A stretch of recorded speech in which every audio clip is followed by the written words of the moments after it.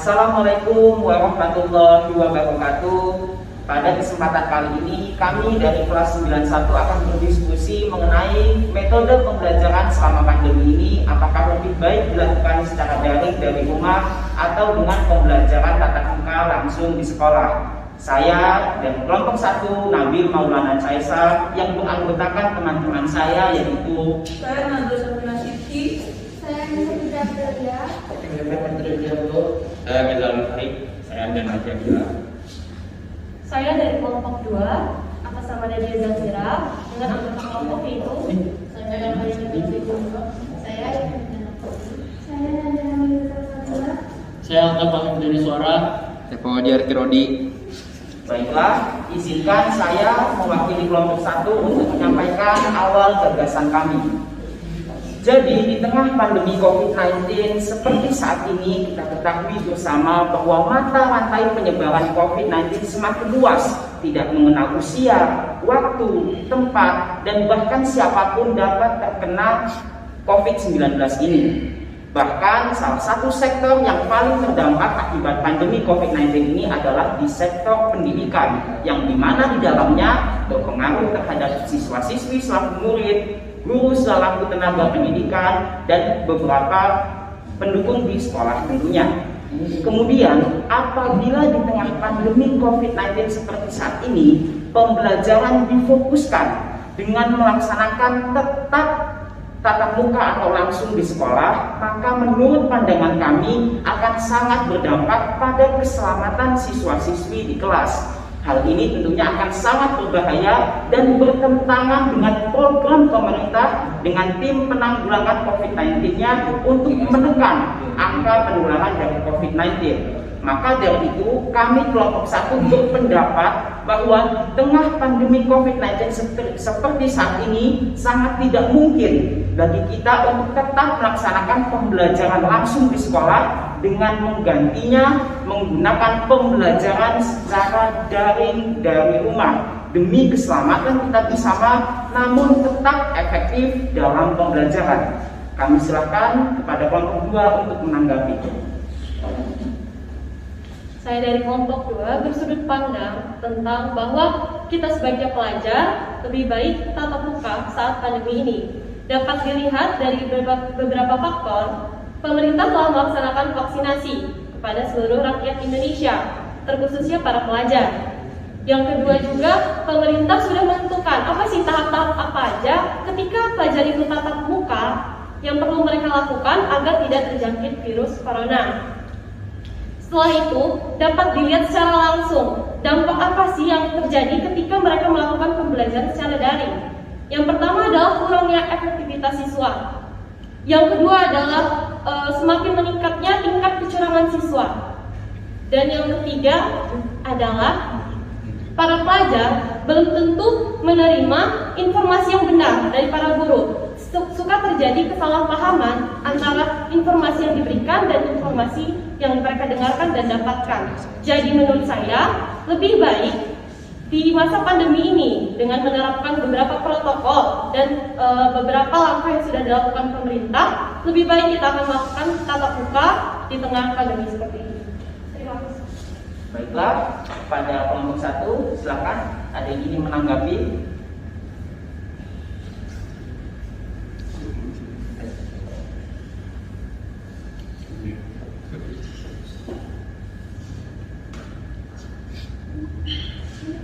Oke, silakan. Ada yang ingin menanggapi pendapat dari Nadia? Silakan.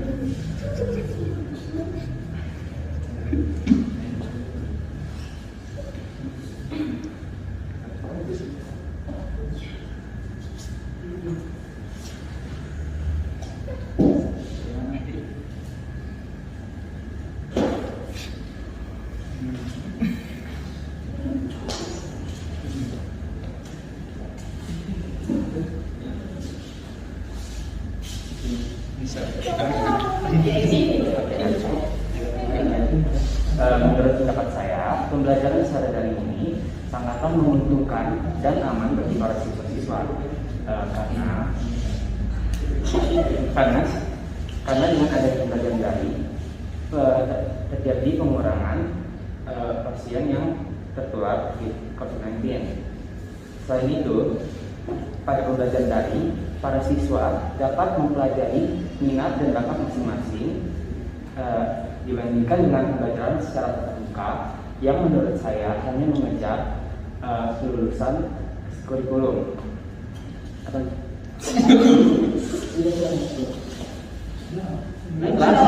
kelompok juga ditanggapi. Sesuai dari yang tadi Alfi bilang, menurut saya sampai sekarang kapanpun profesi guru itu nggak akan bisa diganti oleh teknologi, men. Yang pertama, karena banyak yang bisa kita pelajari dari langsung tatap muka ya, dari sopan santun dengan guru, siswa bisa sopan santun dengan guru. Setelah itu juga pendewasaan sosial, budaya dan juga etika dan moral yang bisa dapat itu dari interaksi sekolah doang, men. Menurut saya seperti itu. Silakan kelompok satu ada yang ingin menanggapi lagi.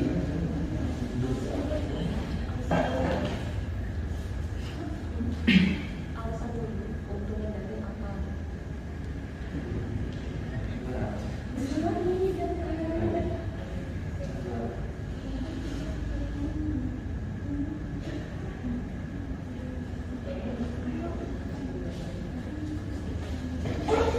Menurut pandangan saya, seperti yang dikatakan awal tadi, pelajaran daring itu, pelajaran tatap muka itu bisa mempelajari satu. Namun dalam masa pembelajaran daring, murid-murid bisa mempelajari hal-hal lain seperti passion mereka seperti melukis, gambar.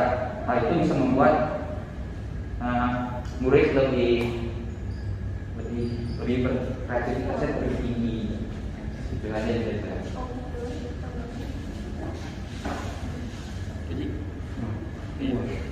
Benar. Iya, nggak apa-apa, buat aja. Menurut saya sih ya, daring ini kurang efektif. Soalnya satu hal yang benar-benar kurang efektif di daring ini, kedisiplinan. Orang itu bisa aja sambil tidur gitu, cek. Oke, saya hadir. Kan nggak efektif kan? Udah nggak efektif, disiplinnya hilang. Jadi kalau ya tatap muka gitu, kalau tatap muka kan udah pasti ketemu sama gurunya, saya hadir mem. Ya, gitu aja sih. Mewakili anak-anak yang memang dari lingkungan. Jadi sambil tidur bisa ngambil alasan, ya. Silakan ditanggapi. Alasan dulu, jangan apa. Silakan ditanggapi. Menanggapi pendapat Pak Oji tadi, menurut saya pada pembelajaran daring siswa juga dapat meningkatkan kedisiplinan dan tanggung jawab masing-masing. Jika siswa diberikan tugas-tugas dan dengan tidak ada guru yang mengawasi secara langsung, disitulah siswa dapat meningkatkan kedisiplinan dan tanggung jawabnya masing-masing. Ayo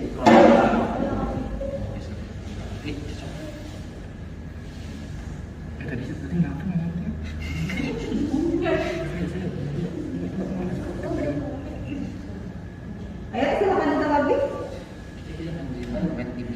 Menurut Afdan dari kelompok A bahwa lebih baik daring karena dengan diberikannya tanggung jawab tugas-tugas ya, diharapkan siswa itu memiliki kesadaran untuk bisa mengerjakan dengan disiplin. Nah, Memberski sebagai guru tentu tahu siswa-siswi Memberski itu seperti apa. Memang ada beberapa siswa yang memiliki kesadaran, tapi banyak juga siswa yang tidak mau memiliki kesadaran. Gitu.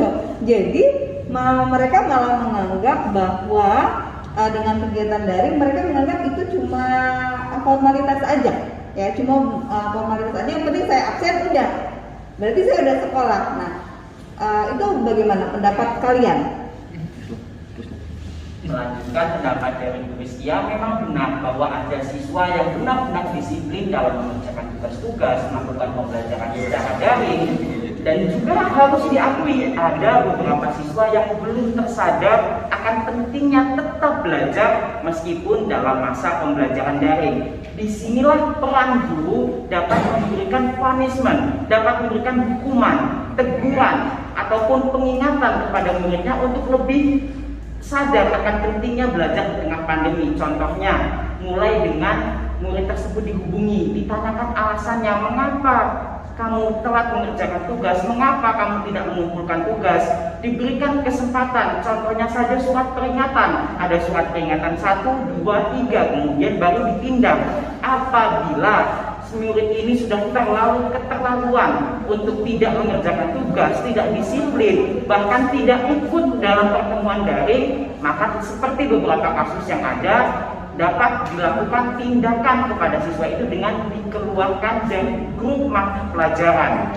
Maka dengan itu dikeluarkan dari grup mata pelajaran, secara otomatis siswa-siswi tidak dapat mengakses informasi pembelajaran, dan secara tidak langsung juga ia akan tersadar bahwa ternyata selama ini ia telah salah.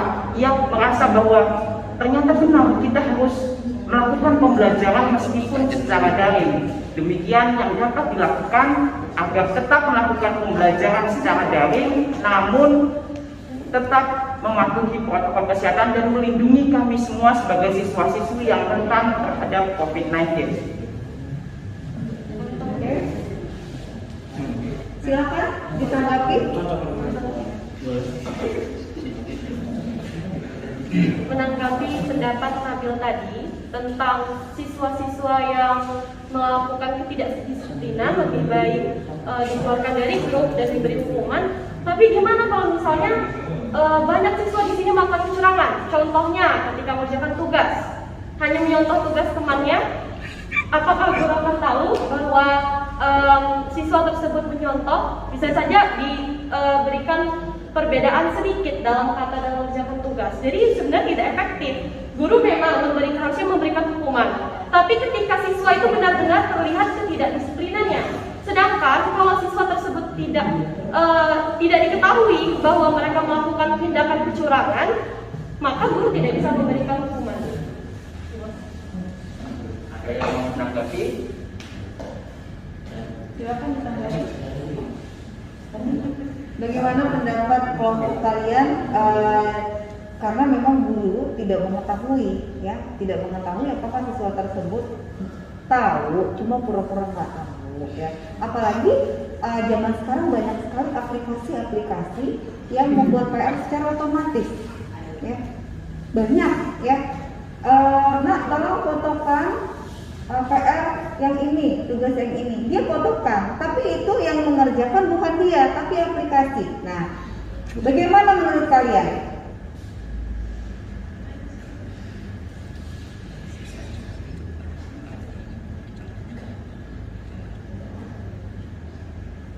Yang mau menanggapi?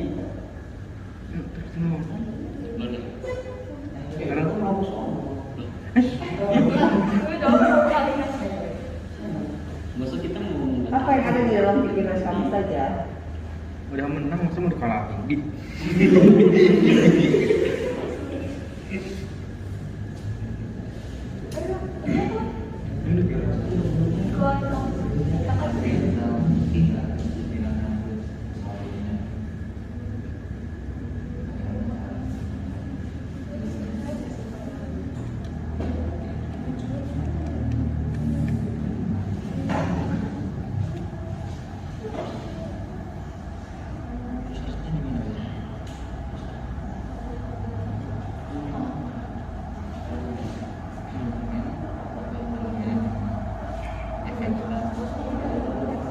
Oke, nanti akan beralih ke kelompok B. Nah, menurut kalian di masa pandemi ini, ya, meskipun dalam masa pandemi, siswa itu seharusnya melakukan tatap muka. Apakah kalian tidak berpikir tentang kesehatan teman-teman kalian? Karena tidak seluruh siswa itu memiliki daya tahan yang sama. Itu yang pertama. Nah, bagaimana kalian menanggapi hal tersebut?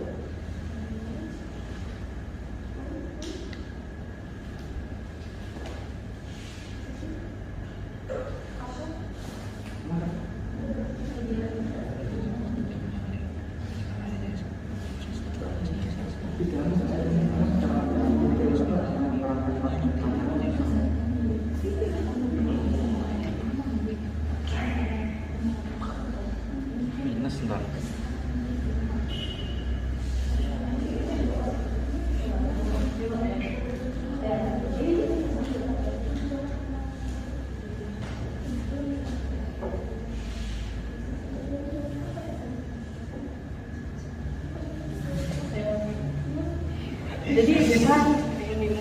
menanggapi dari MMSK tadi kan, selama pembelajaran tatap muka ini kan udah sebelum masuk aja udah vaksinasi, udah 2 tahap. Terus belum lagi protokol kesehatan, jaga jarak, masker, hand sanitizer di mana-mana, cuci tangan kan. Memang kan udah diperhatikan banget kesehatan di sekolah ini. Nah, untuk pembelajaran daring ada nih kesehatan mental murid. Gak semua murid itu keluarga yang di rumahnya hubungannya baik. Ada beberapa murid yang memang keluarganya gak mensupport dia dalam bidang yang dia suka. Banyak orang tua yang kalau anaknya kesel, kenapa anak ini selalu di kamar, gak pernah keluar, ngerjain tugas terus. Ya di situ sih. Terus ya lagi. Itu aja sih. Sama kan. Ya jadi di situ juga murid mungkin gampang stres. Belum lagi sosialitasnya jadi terbatas. Jarang bersosialisasi, selalu di rumah.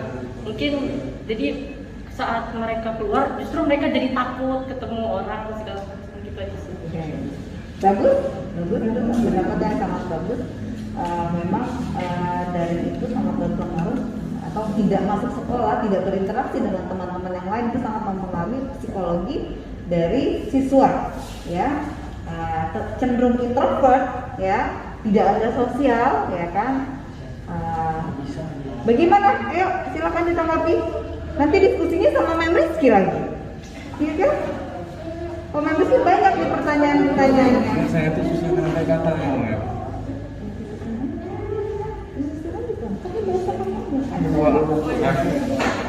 Untuk menanggapi pernyataan dari Cece tadi, menurut saya untuk menanggapi isu itu bisa diatasi dengan adanya sosialisasi di media sosial atau game atau platform lainnya. Terus untuk masalah apa tadi? Ada sesuatu itu sama sosialisasi, oke.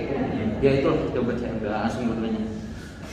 Sosialisasi kan bisa misalnya ekstrovert karena dia dibatasi oleh dari pandemi ini, bisa dilampiaskan ke platform media sosial atau game misalnya, atau mabar gitu.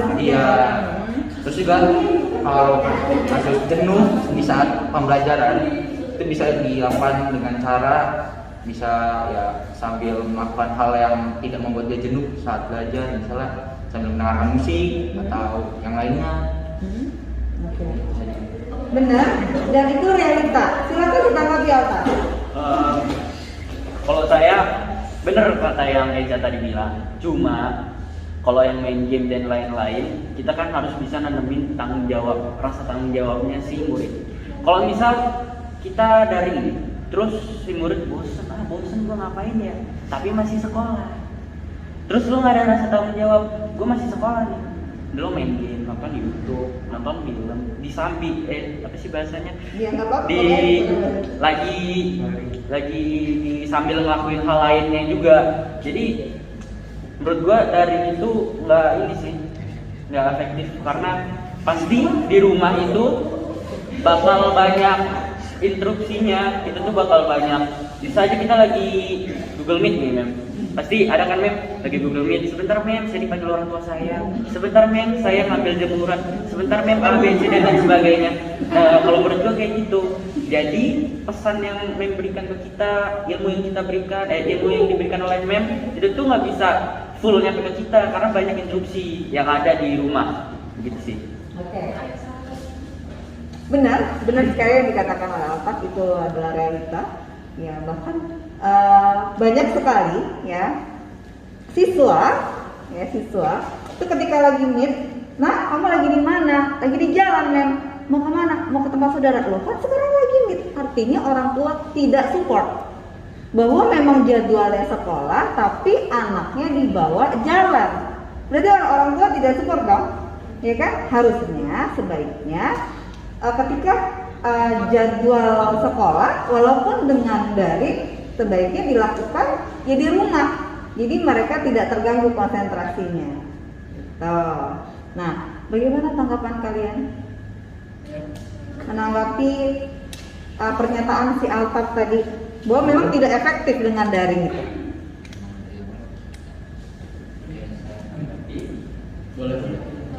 Silakan boleh.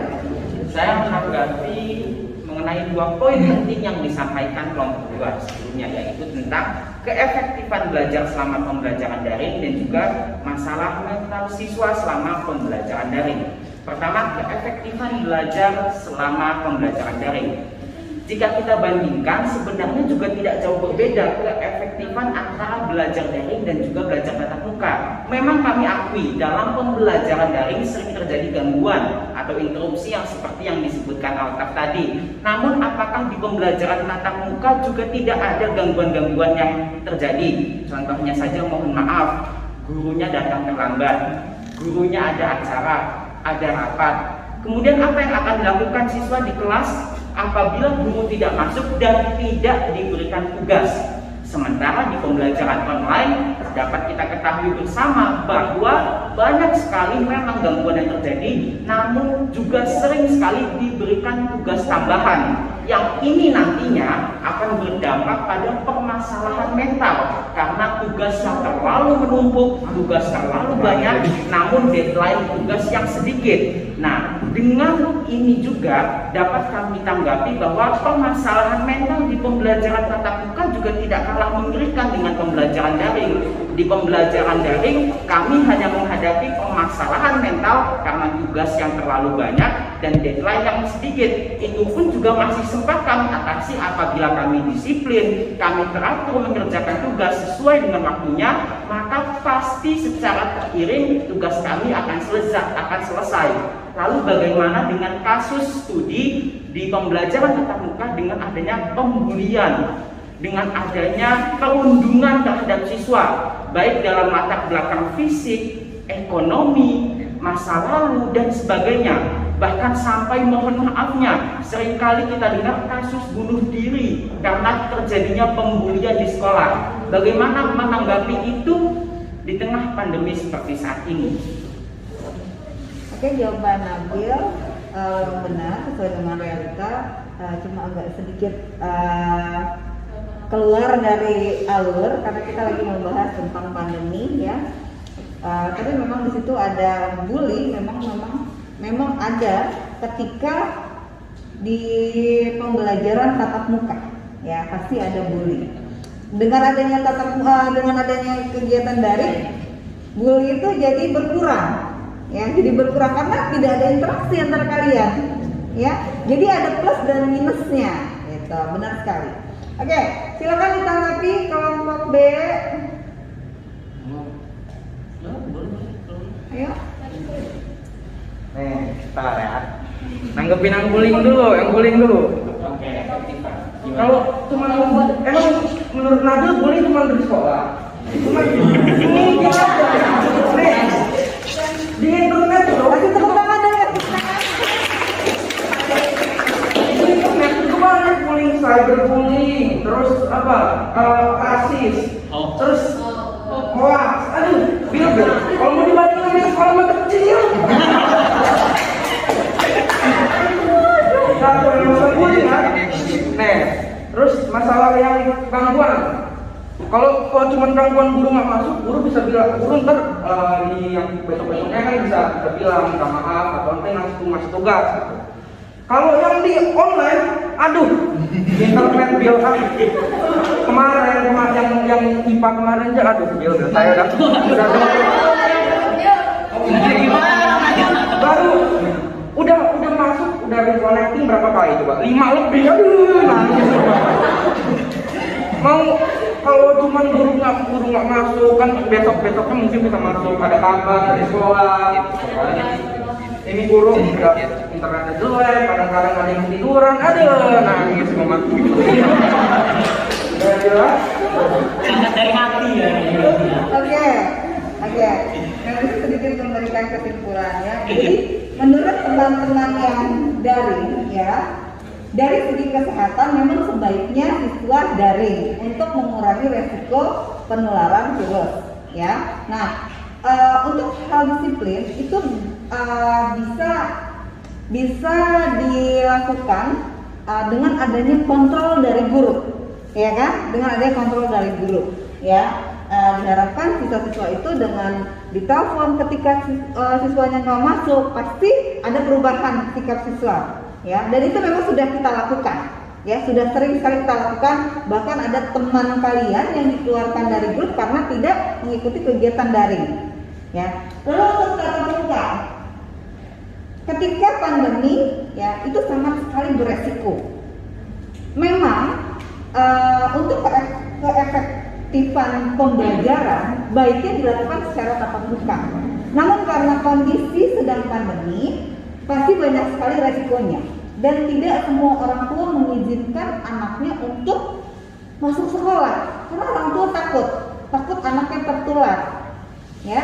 Dan kalau sudah tertular itu banyak sekali, ya, efeknya.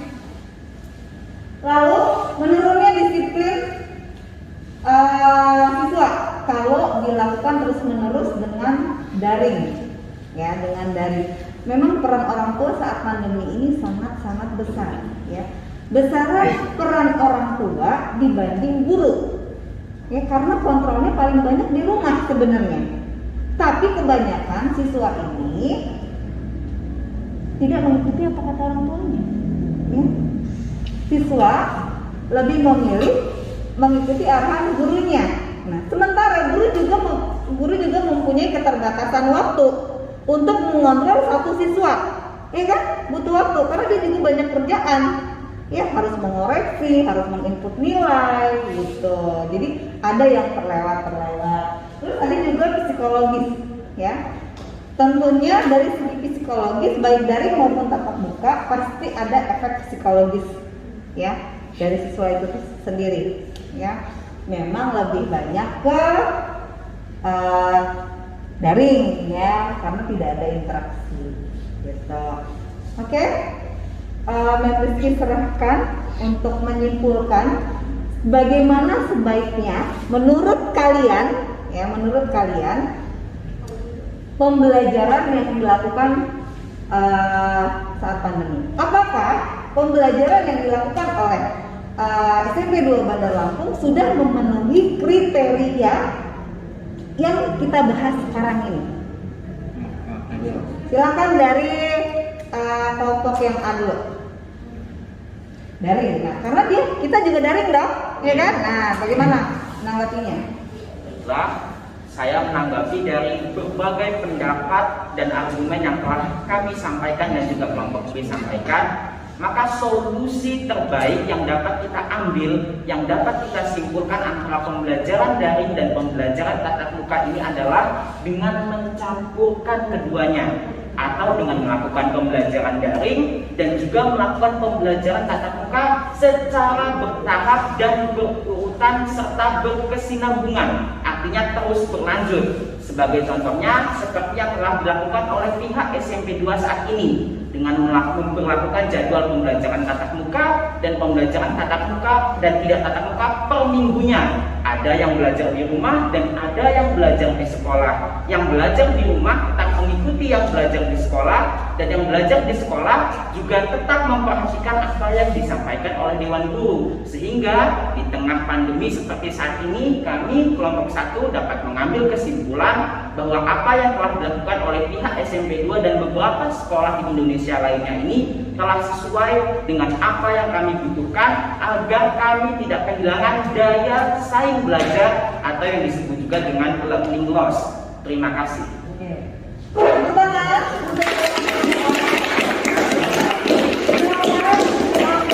Apakah menurut kalian, ya, pembelajaran yang dilakukan di saat pandemi, terutama di SMP 2, apakah sudah memenuhi kriteria kalian pada saat tatap muka? Apakah kebutuhan kalian sudah terpenuhi? Ya. Sebenarnya balik lagi ke perkataan Nabil, sebenarnya Nabil sudah menyimpulkan seluruhnya bahwa SMP Negeri 2 Bandar Lampung ini sudah melakukan langkah-langkah yang benar. Ada yang tatap muka, ada yang dari rumah. Dan juga langkah-langkah selanjutnya adalah pergantian jadwal. Walaupun kadang-kadang mungkin beberapa murid kebingungan jadwalnya setiap minggu berganti, tapi itu sebenarnya efektif. bahwa seperti absen atas ada nanti di jadwalnya hari Senin, absen bawah jadwalnya hari Rabu. Jadi semua mata pelajaran mereka kena semua. Dan juga beberapa mata pelajaran yang susah seperti matematika, IPA, mereka bisa langsung berinteraksi walaupun waktunya hanya sedikit, tapi itu sangat efektif bagi siswa. Oke. Terima kasih.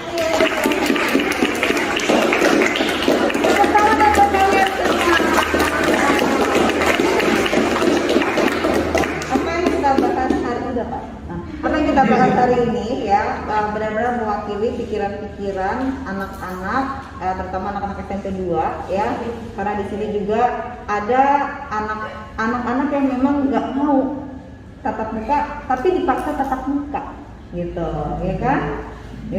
Tapi ada juga anak yang maunya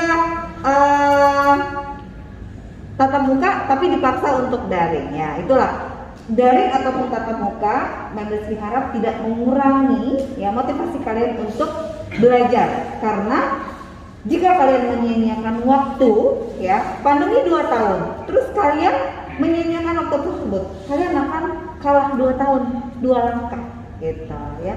Baik, Mendesri akhiri diskusi kita hari ini ya dengan kesimpulan dilakukannya kombinasi pembelajaran daring dan tatap muka. Oke.